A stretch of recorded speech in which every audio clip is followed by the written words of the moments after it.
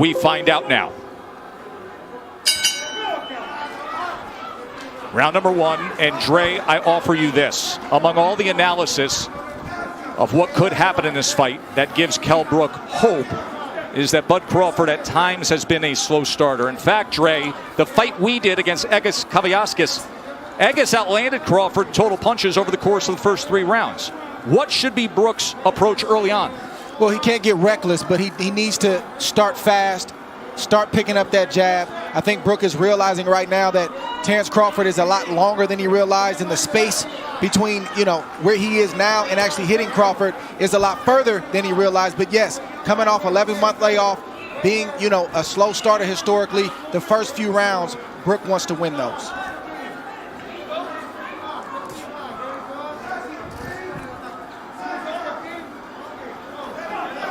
But it looks like Brook is playing Crawford's game now.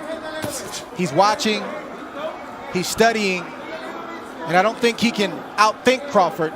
He's got to start to let those hands go as he comes behind that left hand. See, Brook thing is timing. That's his thing. He wants to time Crawford on the way in. Brook also has a great jab, a sharp jab, a strong jab. And you can see Terence Crawford trying to figure out how he can land his jab without getting hit.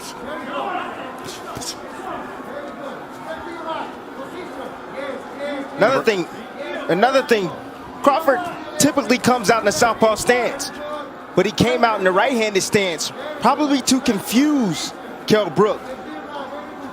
He has power in either hand, Crawford. He has finished guys, whether it is orthodox or southpaw, but in recent years we have seen plenty of Crawford, mostly in the southpaw stance, and wildly effective in doing so. Here he comes out as a righty. And there is that jab from Kell Brook as he goes to the body against the champ. Brook jabbing extremely well right now, not just to the head, but as you just saw, also to the body. There he throws the right hand behind it. Brook has a brilliant 1-2. It's automatic. It's his favorite combination, but his jab right now is landing. He just scored with it accurately upstairs against Crawford. And that's what it's about. It's about breaking the timing and the rhythm of Terence Crawford.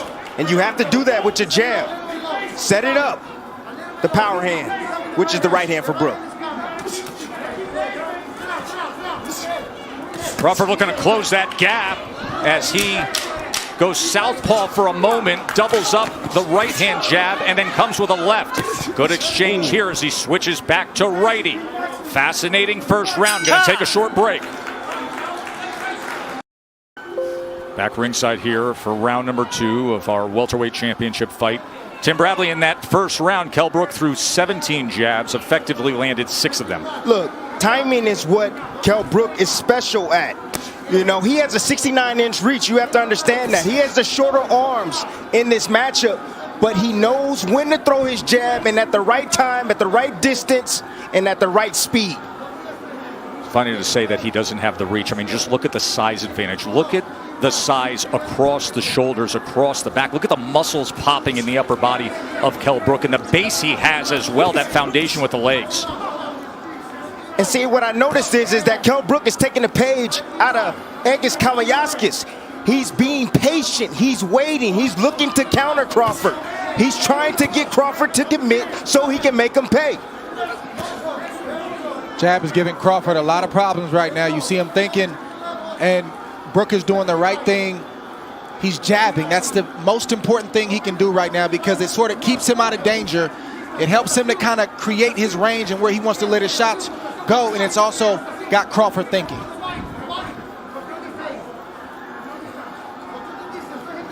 The fight's going to get interesting if Crawford is able to make adjustments. I've seen Brook have a great plan A. He's got a great boxing ability, but when fights get deep and there's time to make adjustments, like in the Spence fight, I don't see him make that adjustment. We've seen Crawford do it in the past.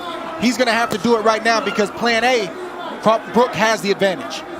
Spence fight happened in May of 2017. That was the last time Brook fought at this 147-pound limit. He was fighting brilliantly, and then Spence got to him with the power and scored an 11th round TKO with a broken left orbital bone suffered.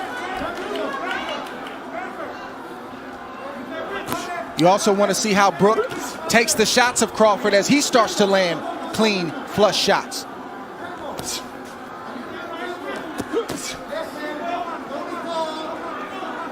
Right now it's a battle of patience. Neither fighter can afford to make a mistake, and as you see, Brook stepped in just a tad bit, and Terence had combinations waiting on him. Just fired off a right uppercut, did Kell Brook. Brook has every punch in his arsenal. He has a strong left hook. He also has a straight right hand and a beautiful uppercut. And as you can see, his jab is giving Terence Crawford problems, and Terence goes southpaw. Crawford switches for one of two reasons. Either he sees something or what he was doing in the right-handed stance wasn't working. What do you suspect here, Dre? I think the latter is true. The right-handed stance wasn't working, and he wants to see if he can get something going from the left-handed stance. Stop. No. And a 2 in Vegas. Dre with you here in Vegas. Round number 3 of the championship fight.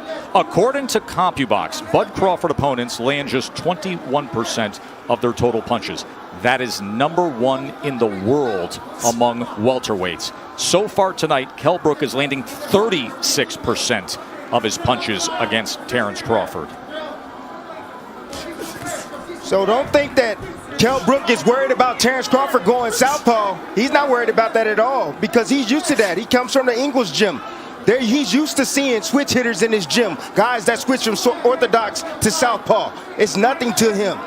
You mentioned the Ingle gym. That is the veteran British trainer Dominic Ingle, who has trained Kell Brook since the start of his career. But Ingle opted out of this world title fight due to COVID concerns because Kell Brook trains in the Canary Islands for training camp. Ingle did not want to travel and then have to quarantine nor come to the United States. So instead, Carlos Formento is the trainer in the corner of Kell Brook. First time they've ever worked together. I'll tell you one thing that the southpaw stance has done. It's taken the jab away from Kell Brook. You see he's not landing his jab consistently anymore. Well, when Crawford turns southpaw, he's not even throwing. That's what happens. That's what turning southpaw does. But it does allow you to land a right hand like Brook just landed on Crawford right now. The right hand hands free. can be the best weapon against a southpaw. And of course, when he is in that lefty stance, you will see that right hand of Bud Crawford, as it is right now, hanging right over the front of Kell Brook. Listen, Crawford has the reach advantage, but he's going to have to close the distance on Kell Brook. He told us in the build-up to this fight that Brook can't fight mid-range and in close. Right now, Brook is winning the battle from the outside. Crawford's got to slowly start to close that space. There's that right lead again from Kell Brook. Minute to go here in round 3. Pretty good start for the challenger, the former IBF welterweight champion. The guy who says he's rejuvenated. 3 fights since he lost the welterweight championship to Errol Spence. That's how Errol Spence had success against Brook. He closed the distance and started to bully Kell Brook. He started to fight him in close. Brook fought back valiantly, but he really didn't have any answers for that. See Crawford having his moments there. I see some swelling already on the right eye of Terence Crawford in the right hand, right down the middle that just lands for Kell Brook. And there's a right hand from Crawford. Way to answer that right hand.